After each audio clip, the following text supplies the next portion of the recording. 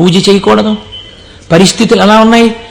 నిలబడి 4 రాళ్ళు తీసి శివుడివా అని మళ్ళీ వేశాడు. వేస్తూ ఇంతకన్నా చెయ్యలేకపోతున్నానయ్యా అని కన్నుల నీరు కార్చాడు. వెంటనే ఈశ్వరుడు ఆయనకి నటరాజమూర్తిగా సాక్షాత్కరించి తనలోకి కలిపేసుకున్నాడు. ఇప్పుడు మీరు చెప్పండి, శాక్యనాయనార్ జీవితంతో మీకేమర్థమవుతోంది? మహేశ్వరుడన్న శబ్దం చేత నీ సంకల్పములను, నీ హృదయ శుద్ధిని, నీ చిత్తశుద్ధిని చూడగలిగినవాడు. ఇది ఆయన స్వతంత్రత. ఇప్పుడు మీరు బాహ్యంలో ఆయన లోపల చేసింది మీకు తెలియదు. అంటే శంకరుడి మీద రాళ్ళు వేసినటువంటి వాడికి మోక్షం ఇచ్చిన వాడు శంకరుడు అని మీరు సిద్ధాంతం చేశారనుకోండి, మీరు నేను అలా వేస్తే ప్రమాదాలు వస్తాయి. కాబట్టి లోపల ఏ భావనతో ఒక్క రాయి వేసినా దాన్ని భావనకి అనుగుణంగా తీసుకుని ఉద్ధరించి, చాలు చాలు పొంగిపోయాను రా నీ భక్తికని అన్నం విడిచిపెట్టి 4 రాళ్లతో పూజ చేసిన వాడికి మోక్షం ఇచ్చినవాడు. ఇలా చేస్తే మోక్షం ఇవ్వాలని ఏమైనా రూల్ ఉందా? అలా నియమాలేమి ఉండవు. ఈశ్వరుడి స్వతంత్రత, ఆయన ఇయ్యగలడు. ఇది మహేశ్వర శబ్దము చేత ప్రతిపాదింపబడుతుంది. ఇది ఆయన శక్తికి లోపం ఉండదు. ఆయన ఇది చేశాడు కాబట్టి ఇంక ఇది చెయ్యలేడని మీరు చెప్పలేరు. ఆయన శక్తి క్షీణించిపోయిందండి, ఆయన అలిసిపోయాడండి, అలా ఏమి ఉండదు. నిరంతర ఉత్సాహముతో ఉంటాడు. ఎప్పుడూ ఆయన శక్తి క్షీణించడం అన్నది ఉండదు. అటువంటి వాడెవడో సర్వజ్ఞత, తృప్తి. తృప్తి అన్న మాట ఎప్పుడు వస్తుందండి? మీరు చూడండి, ఒక ఆయనకి పెద్ద బంగళా ఉంది, కానీ ఆయన ఎప్పుడు ఎక్కడ కూర్చుని ఉంటారంటే ఆ ఇంటి పెరట్లో ఓ చక్కటి పూల తోట ఉంది, అందులో ఆయన ఒక ఈజీ చైర్ వేసుకుని అందులో కూర్చుని ఉంటారు. ఎక్కువ మా దొరగారు ఎక్కువగా వేప చెట్టు కింద కూర్చుని ఉండేవారు. వేప చెట్టు కింద కూర్చుని దొరగారు ఉన్నారు కాబట్టి దొరగారు ఇంట్లో ఉండడానికి అవకాశం. ఐశ్వర్యవంతులు శిష్యులున్నారు. ఏమిటి ప్రారంధం? ఇన్ని కన్నాలతో ఉన్నటువంటి తువ్వాలతో ఎలా తుడుచుకుంటున్నారు? మీకు ఒక మంచి తువ్వాలే కొనివ్వలేమా అన్నారంటే ఆయన అన్నారు, ఎవరు చెప్పారు మీకు నా తువ్వాలు కన్నాలతో ఉందని? సహస్రాక్షుడే నా తువ్వాలు, ఇంద్రుణ్ణి తువ్వాలుగా తుడుచుకుంటున్నాను, అందుకే చూడండి దానికి 1000 కళ్ళు ఉంటాయన్నారు. ఇది తృప్తి. తనకిది లేదన్న భావన ఉండదు. అంతా నాదే, నాది కాందేమిటన్న భావనతో బతుకుతారు పెద్దలు.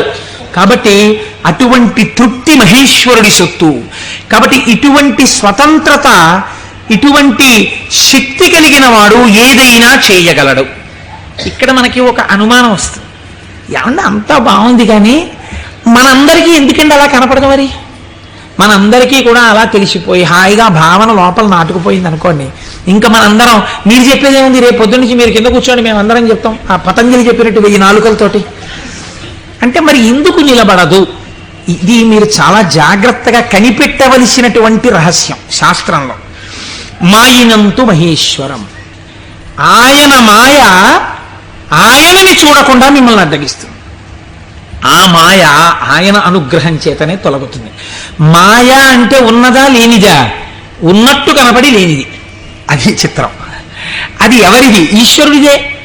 ఈశ్వరుడిదే అయిన మాయ ఈశ్వరుణ్ణి కనపడకుండా చేస్తుంది. ఏమిటండి మీ మాటలు అయోమయంగా ఉన్నాయి? నేను మీకు ఉదాహరణ చెప్తాను. మేఘము ఎవరి వలన వచ్చింది?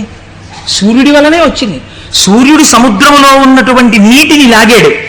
నీటిని లాగితే నీటి ఆవిరిగా వచ్చి మేఘం ఏర్పడింది. ఈ మేఘం సూర్యుడికి అడ్డొచ్చింది.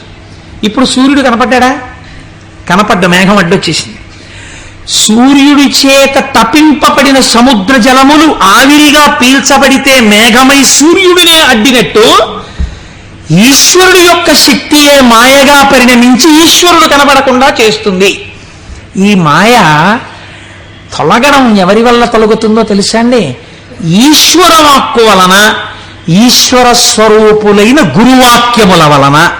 నిరంతర గురువాక్య శ్రవణమే మాయ తొలగుటకు సాధనము.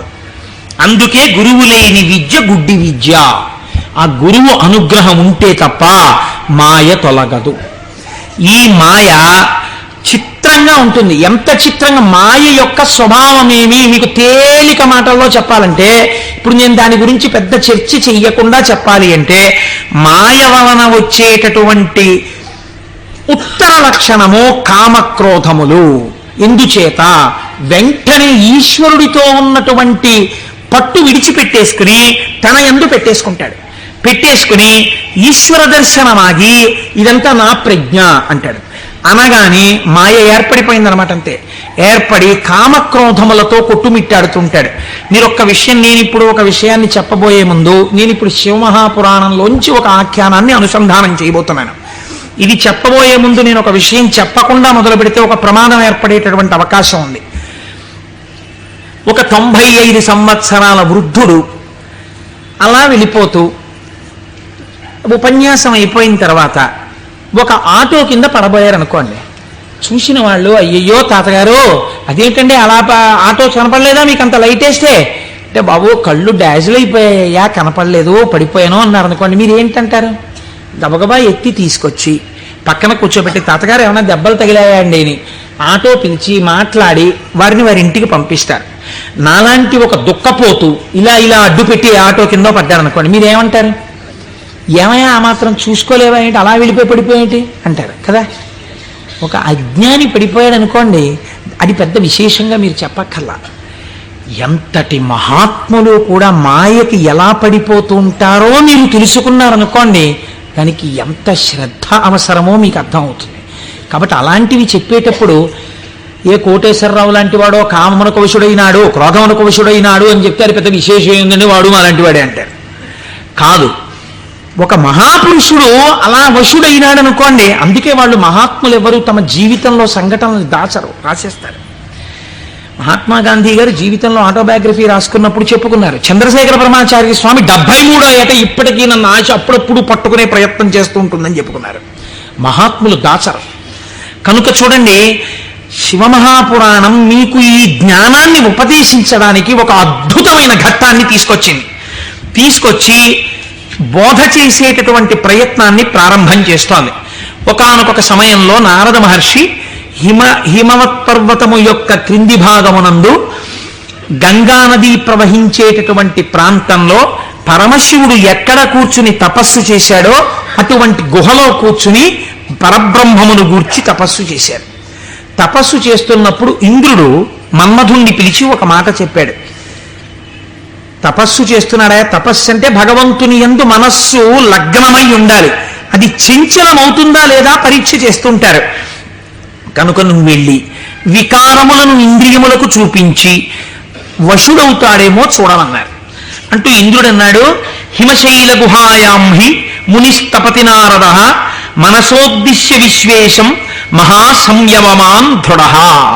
అడిగోనయ్యా, మహాసంయమవాన్, సంయమి అయినటువంటి నారద మహర్షి తపస్సు చేస్తున్నాడు. మన్మథాను అక్కడికెళ్ళి ప్రలోభ పెట్టి ఆయన తపస్సు భగ్నమయ్యేటట్టుగా చూడు. అగ్నియందు తప్తమైతే కదండి బంగారానికి కాంతి. పరిస్థితులను తట్టుకుని నిలబడినప్పుడు కదండి వాడు బ్రహ్మశ్రవణం. కాబట్టి ఆ తపస్సుకి విఘ్నం పెట్టడం, ఆ తపస్సు సిద్ధించడానికి బాగా పుటం పెట్టడమే నా దృష్టిలో. ఇప్పుడు మన్మధుడు వెళ్ళాడు, ఏదో ప్రయత్నం చేశాడు, ఆయన ఏం లొంగలేదు. నారద మహర్షి యొక్క తపస్సు సఫలీకృతమైంది. ఆ తపస్సు పూర్తి చేసి ఆయన బయటికి వచ్చారు. చిత్రం చూడండి, ఇంతసేపు అన్నిటినీ విడిచిపెట్టి ఒక గుహలో కూర్చొని పరబ్రహ్మాను